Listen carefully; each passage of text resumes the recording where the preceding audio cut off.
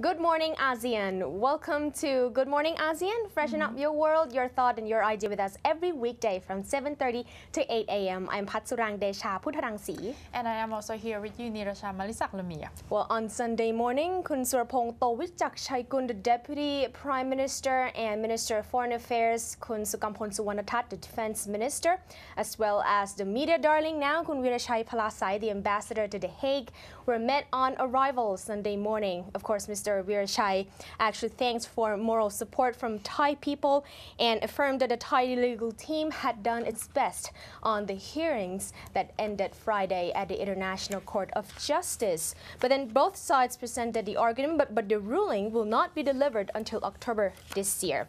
He was glad, Mr. Wirashai, that secrets on how to fight the case had not been leaked before the team delivered its oral statement to the ICJ. But he declined to go in detail, but actually, he confirmed that he was satisfied with the Thai legal team's performance and also sure that Thailand and Cambodia relations would continue as it's good and also join hands with Cambodia in developing the area around the temple.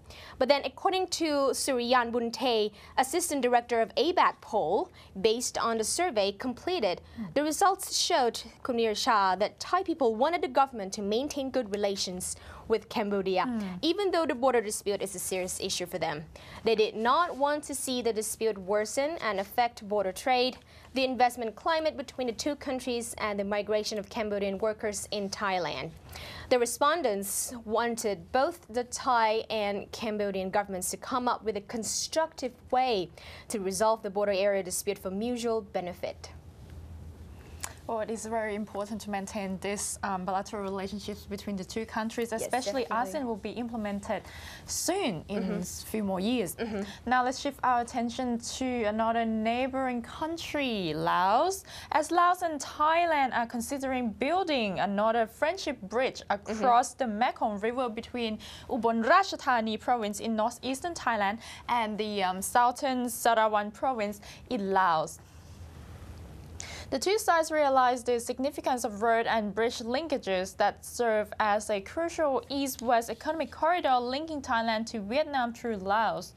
Director of Sarawak Province Department of Public Works and Transport, Sengdalit Khatiyasak, told Vientiane Times on the weekend that authorities from the two provinces have already met twice to discuss about the project. The project had been proposed to the Lao Ministry of Public Works and Transport. It will fall within the cooperation's framework of the Laos-Thai Joint Commission. For Sengdalit, he said that the project should be included in the next 5-year plan. The two countries share the view that the bridge is essential for promoting trade, investment and tourism in Laos and Thailand and the region as a whole. Prior to this, Sarawak was a closed province, but now is becoming an open province or a transit route for the southern region. A road linking the provincial capital to Vietnam has now been built over a length of 147 kilometers as well. If the proposed bridge is built, the transport of goods between Laos, Vietnam and the southern Isan region of Thailand will be easier and businesses will have more options for exporting their products. Sarawak would benefit from the bridge due to the inflow of foreign investments in the province. Several mega projects including cement productions and mining are up and running, and the bridge would serve as a transport link for these operations.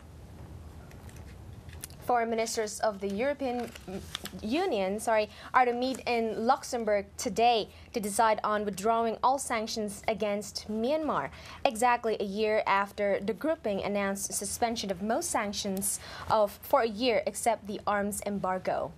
Well, EU's expect a total lifting of all sanctions against Myanmar in recognition of its significant reform process to boost EU's investment in the country and further promote Myanmar-EU relations. Well, back in March, Myanmar President U Thein Sein paid an 11-day goodwill visit to Norway, Finland, Austria, Belgium and Italy. But the milestone trip has brought about enhancement of bilateral ties with EU countries. He proposed further cooperation for political reform, peace building, economic reform and environmental conservation. Well, relations between Myanmar and EU improved following the visit of European Commissioner President Jose Manuel Barroso.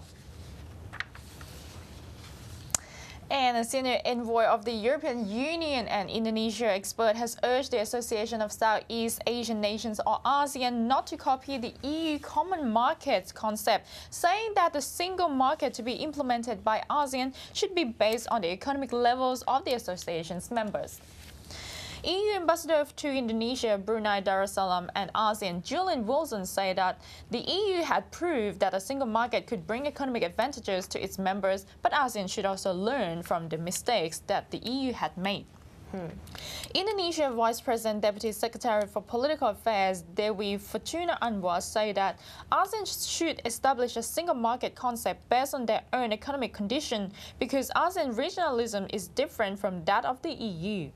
ASEAN is much more politically driven while the EU is much more economically driven, and in addition, Dewi argued that with the wide gap in the economic conditions among the ASEAN members, it would be quite difficult for the association to use the European single market as a copy of the region's proposed ASEAN Economic Community.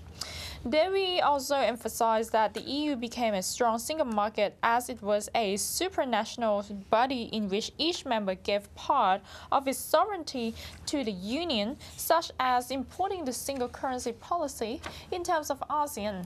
The member countries are still reluctant to compromise their views, but the market sometimes requires them to have a common policy. And meanwhile, the ASEAN Secretary-General Lee Luang Min stressed that ASEAN ministries in the last meeting had agreed and endorsed and deliverable and the post-2015 agenda. He believed that ASEAN could make the single market timely and made their own countries proud. Well, all issues that we have mentioned, Kundir Shah, from the dispute area on pro-behavior between Thailand and Cambodia, the sanctions against Myanmar that will be lifted by the EU countries, the new Mekong bridge, and of course the single market policy will all be tackled in the 24th and 25th ASEAN Summit in Brunei. But the Brunei Times will introduce us the new Prime Minister's office that will host this important event of the region.